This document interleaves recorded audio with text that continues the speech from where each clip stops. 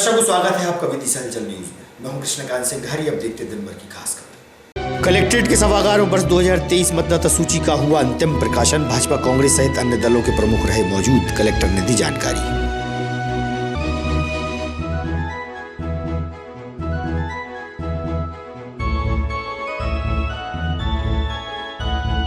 देश की युवा पीढ़ी को जागृति का संदेश देने साइकिल से देश भ्रमण पर निकले ऋषि शुक्ला का विदिशा आगमन पर एसपी ने किया स्वागत।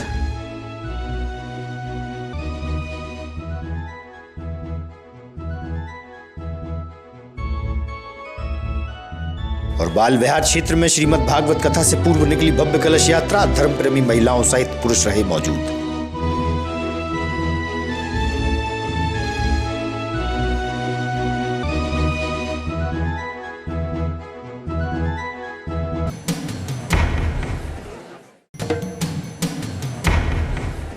अब खबर विस्तार से। मध्य प्रदेश आंगनबाड़ी कार्यकर्ता व सहायिका के बैनर तले अपनी कई समस्याओं को लेकर कलेक्टर उमाशंकर भार्गव को ज्ञापन सौंपा गया है। राष्ट्रभक्त मजदूर हो, कौन बनाता हिंदुस्तान? हम अपना अधिकार मांगते, नहीं किसी से भीख मांगते। हम अपना अधिकार मांगते, नहीं किसी। ये अपनी आंगनबाड़ी कार्यकर्ता सहायिका की मांगों को लेकर यहाँ पर आए हुए हैं। कलेक्टर साहब को हमने आज प्रदेश व्यापी ज्ञापन दिया है। इसमें हमारी पहली मांग है कि हमें शासकीय कर्मचारी घोषित किया जाए, क्योंकि हम लोग को बहुत लंबे समय से काम कर रहे हैं और हम लोगों को सिर्फ आश्वासन दे दिया जाता है कि हाँ आपकी मांगों को देखेंगे, मगर कुछ नहीं किया जाता है। इसलिए हम शासन का ध्यान अपने ऊपर आकर्षित करने के लिए इस चीज़ को लेकर आज खड़े हुए हैं और हमने समय भी दिया है सरकार को। अगर वो नहीं मानते हैं तो फिर हम चरणव्रत तरीके से अपना आंदोलन और उग्र रूप से जारी रखेंगे। राजपूत है और आज हम सभी लोग प्रदेश व्यापी सभी लोग आज आवेदन दे रहे हैं मुख्यमंत्री जी और प्रधानमंत्री जी के नाम पर। क्या संबंध है? सबसे पहले तो हम आंगनबाड़ी बहनों की सबसे पहली मांग यही है कि हमको परमानेंट कर्मचारी घोषित किया जाए, क्योंकि हम लोग बहुत काम करते हैं और सरकार इस चीज़ पे बिल्कुल भी ध्यान नहीं देती है। जहां कोरोना काल में सब लोग घर में बैठे हुए थे, वहां हम लोगों ने गली गली में घर घर जाके लोगों की सुरक्षा के लिए काम किए गए थे।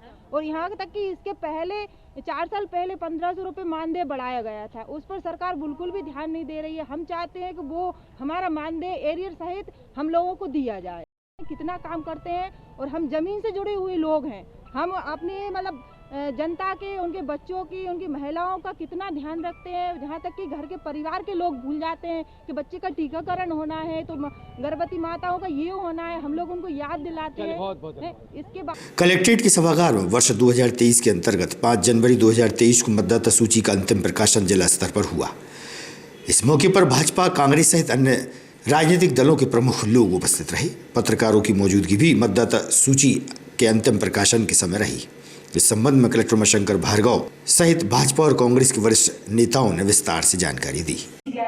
इन अवधि में मतदाताओं से नाम दावे आपत्तियां प्राप्त किए गए और संबंधित ईआरओ यानी कि एसडीएम्स के द्वारा उन प्राप्त दावे आपत्तियों का 26/12/2022 तक निराकरण किया गया। उन निराकरण के बाद आज हमारी अंतिम मतदाता सूची का प्रकाशन हो रहा है। अब इसके बाद जो भी नाम एक्स्ट्रा जुड़ेंगे,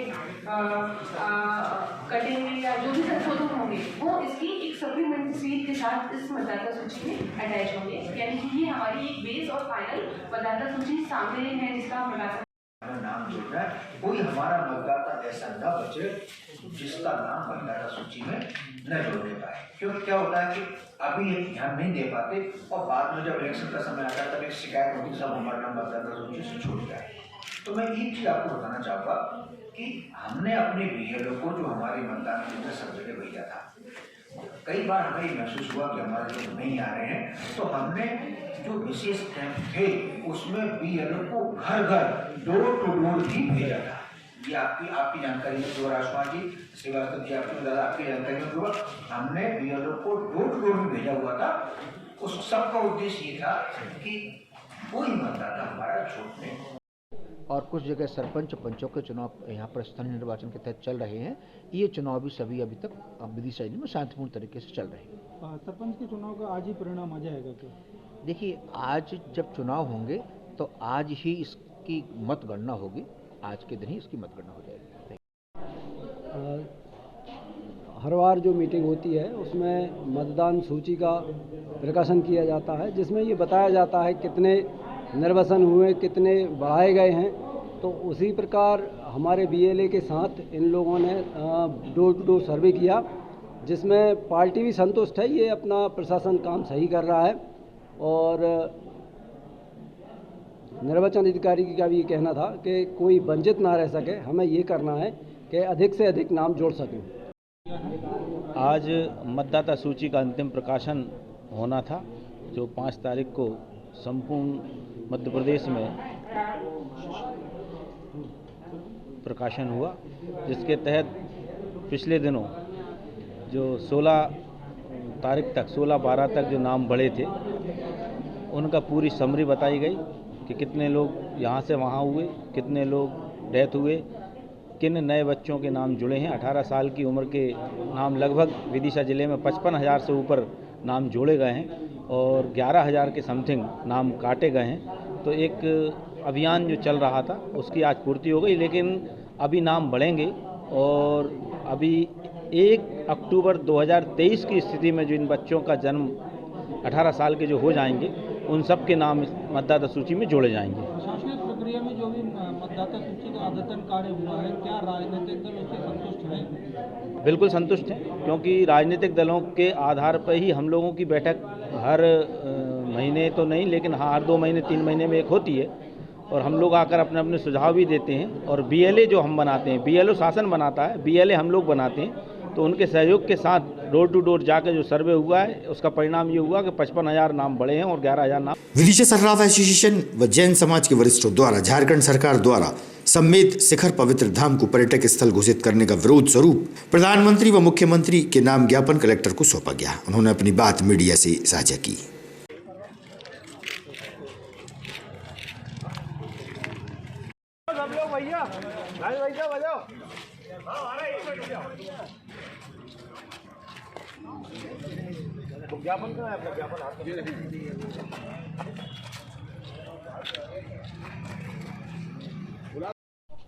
हम सब लोग सराफा एसोसिएशन की तरफ से हैं।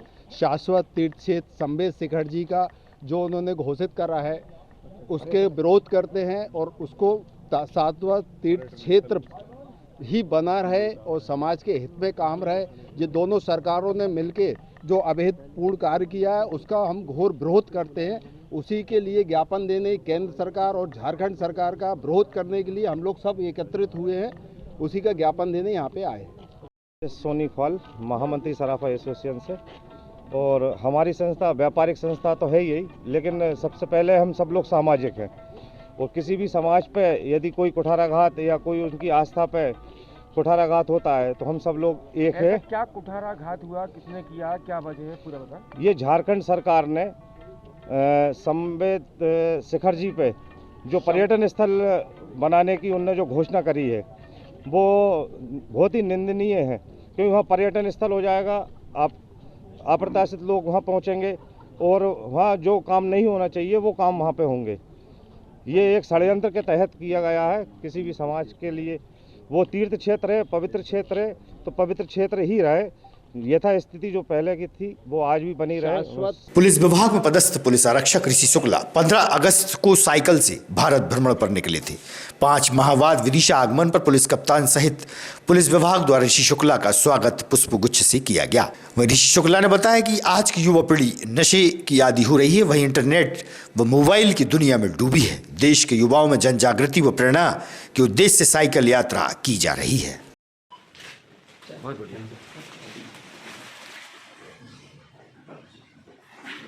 ये तुमने हमें खिलाई, ये देखो लो बैठ कर लेंगे।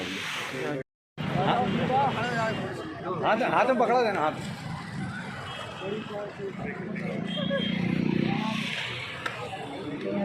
Side side.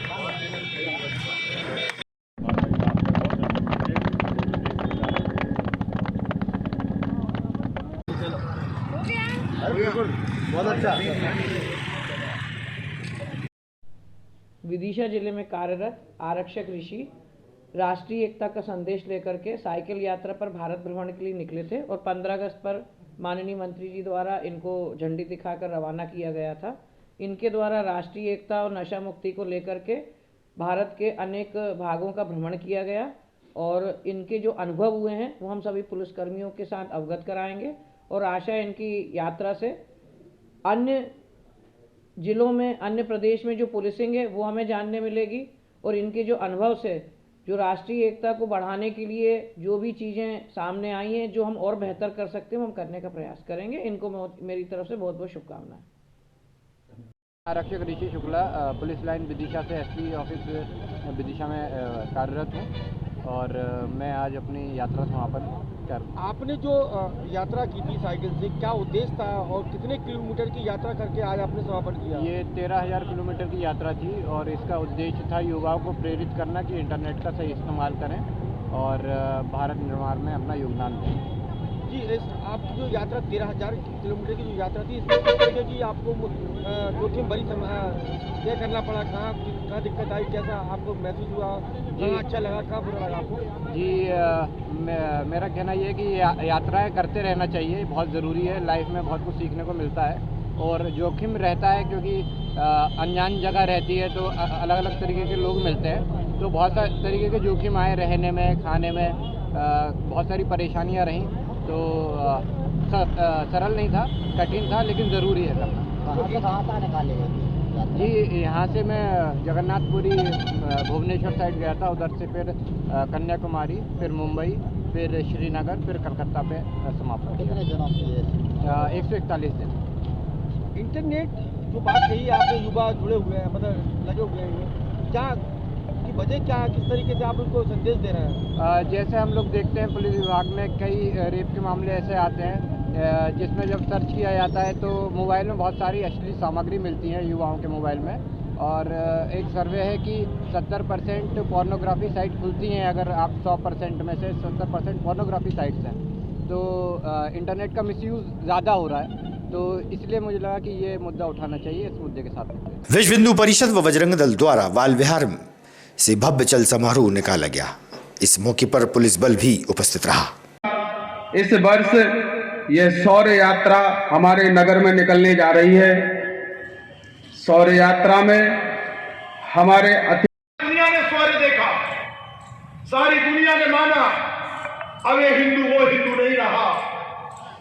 उसके बाद हम देखते हैं जो बाबरी ढांचा बना था 1528 में बाबर के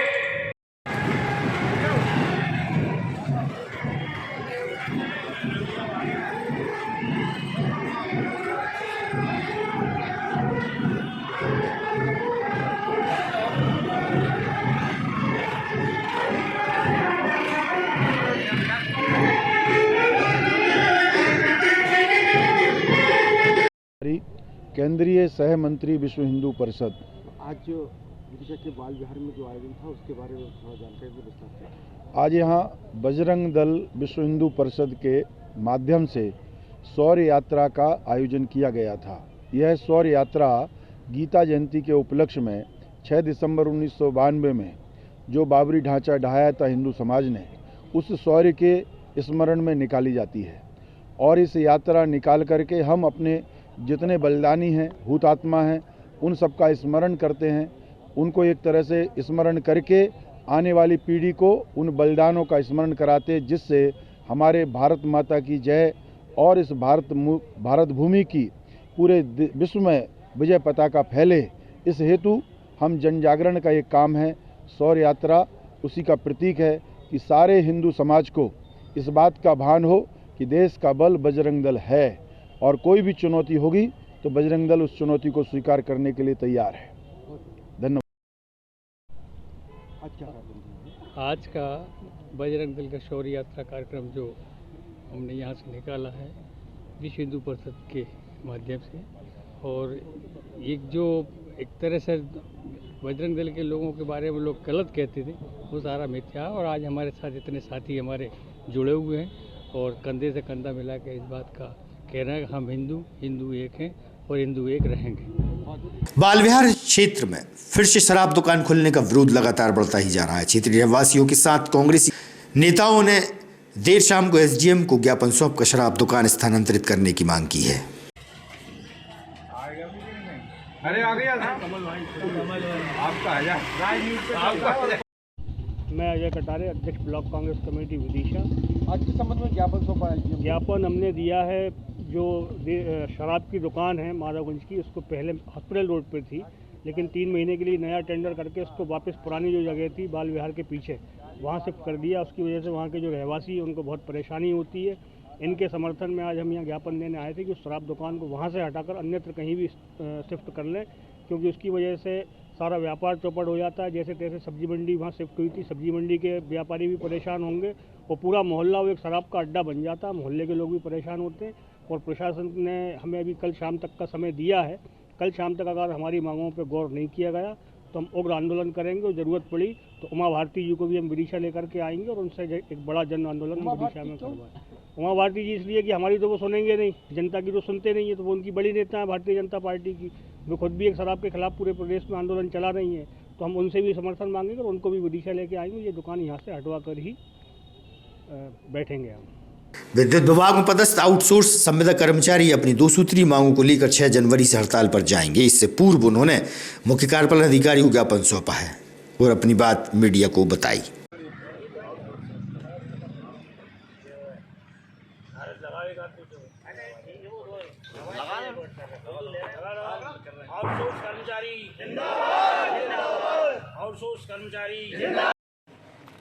अरे अध्यक्ष महोदय, दौड़ लगाओ। है, मैं विदिशा 220 में ऑपरेटर की पोस्ट पे कार्यरत हूँ, जो कि मैं आउटसोर्स के अंतर्गत आता हूँ। और आज हम सभी Madhya Pradesh power transmission company के कार्यरत विदिशा परीक्षण संभाग के व्रत के सभी 10 सब स्टेशन से एकत्रित हुए हैं। सभी ऑपरेटर 220 के भी विदिशा, बासोदा, सरवासा, सलामतपुर, लटेरी, शमशाबाद, रुना, ऐसे गैरतगंज, सभी से हम लोग एकत्रित हुए हैं और हमने आकर यहाँ पर हमारी 2 मुख्य मांगों के लिए अपने माननीय श्री कार्यपालन मंत्री को ज्ञापन दिया है, जिससे हमारी जो मांगे हैं मुख्य 2 उनको पूरा किया जाए। और हमारी 2 मुख्य मांगे हैं कि आउटसोर्स कर्मचारियों का संविलियन एवं उनकी वेतन वृद्धि एवं उनका दुर्घटना बीमा उनके लिए नीति बनाई जाए, उनको लागू किया जाए। और संविदा कर्मचारियों का नियमितीकरण को लेकर आज हम ज्ञापन दे चुके हैं। परीक्षण परिचारक संविदा 220 के उपकेंद्र विदिशा से। आज किस संदर्भ में ज्ञापन सौंपा, क्या जी मांगे आप? आज हम सब लोग हड़ताल के संबंध में ज्ञापन सौंपने एकत्रित हुए कार्यपालन मंत्री जी को, जिसमें 10 उपकेंद्रों के सभी आउटसोर्स कर्मचारी और सभी संविदा कर्मचारी सम्मिलित हैं। इसमें हमारी प्रमुख मांग प्रथम संविदा का नियमितीकरण, और जिसमें मुख्यमंत्री जी श्री शिवराज सिंह चौहान द्वारा 2013 संकल्प पत्र में कहा गया था कि संविदा का नियमितीकरण किया जाएगा। और दूसरी हमारी मांग है आउटसोर्स कर्मचारी जिनको ना वेतन ठीक से दिया जाता है ना कुछ भी, तो इनकी वेतन विसंगति दूर करने के लिए। विदिशा जिले में लगभग कितने ऐसे कर्मचारी होंगे जो आप बता रहे हैं? विदिशा जिले में तो लगभग, यदि मैं लगभग बोला जाऊँ तो यदि परीक्षण संभाग विदिशा में, तो विदिशा जिले के लगभग हमारे 110-120 कर्मचारी जो हैं आज एकत्रित हुए हैं। आप अगर कल से हड़ताल पर जाएंगे तो किस तरीके से काम प्रभावित होगा? प्रभावित काम तो हम लोग लगभग 12 बजे से, लगभग नहीं मतलब 12 बजे से फिक्स हमारी हड़ताल स्टार्ट हो जाएगी। उसके बाद शिफ्ट ए हमारी 8 बजे तक रहेगी। किस तरीके का अव्यवस्था हो जाएंगी अगर आप हड़ताल? यदि कोई ब्रेकडाउन या कुछ भी होता है तो कोई सुधारने वाला नहीं है, इस टाइप से कोई व्यवस्था नहीं हो पाएगी, ब्लैकआउट हो जाएगा, टोटल ब्लैकआउट। स्थानीय बाल विहार में श्रीमद् भागवत कथा से पूर्व माधवगंज क्षेत्र से भव्य कलश यात्रा नगर के मुख्य मार्ग से होती हुई कथा स्थल पहुंची। भगवान श्री कृष्ण के भजनों पर नृत्य भी हुआ। बड़ी संख्या में धर्म प्रेमी महिलाएं व पुरुष शामिल रहे।